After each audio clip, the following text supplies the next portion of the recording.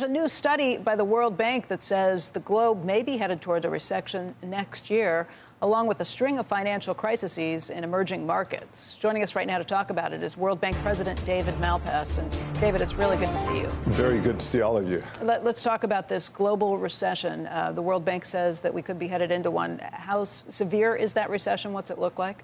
It's sharp right now. So if we think of the second and third quarters of this year, the big downturn, part of that is China, but it's really most of the world. Maybe the U.S. is having a softer feel for it. But my concern is that it goes into next year. A lot of the factors are persistent. The inflation problem is one of them, low productivity.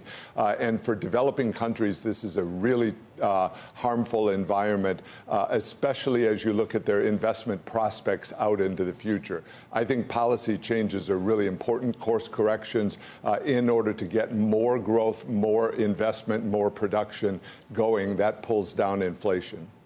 Global central banks are coordinating these hikes like we haven't seen in a very long time, but that's because for a long time they were all coordinated bringing rates down.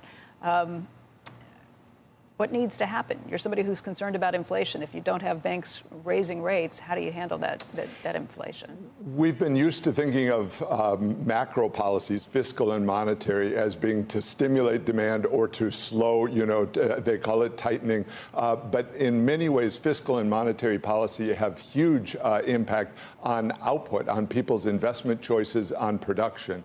And so I think that's where the opportunity is going forward, to make a shift so that the whole world knows that your intention is to produce a lot more.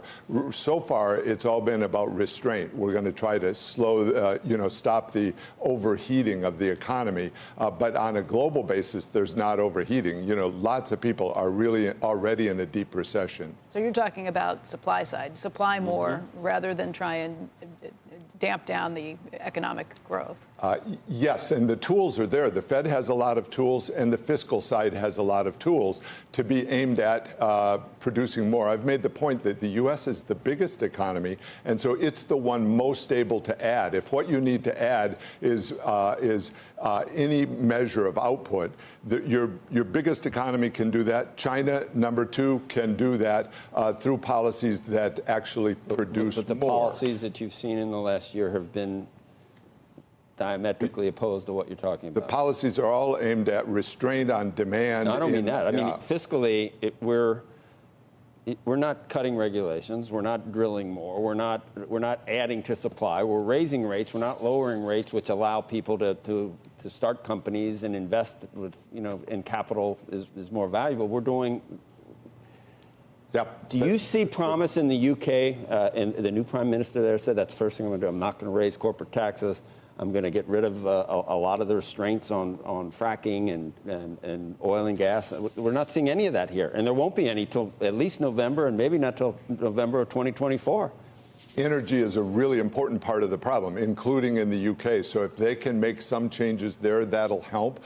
Europe, is drawing in the natural gas from around the world. It's a critical part of the supply chain because of fertilizer and feeding into food, into yields. And so there needs to be changes there to produce a lot more energy. The 800 million people in the world don't have electricity at all. Right now. So the focus there, and on the regulatory side, that's both fiscal and monetary.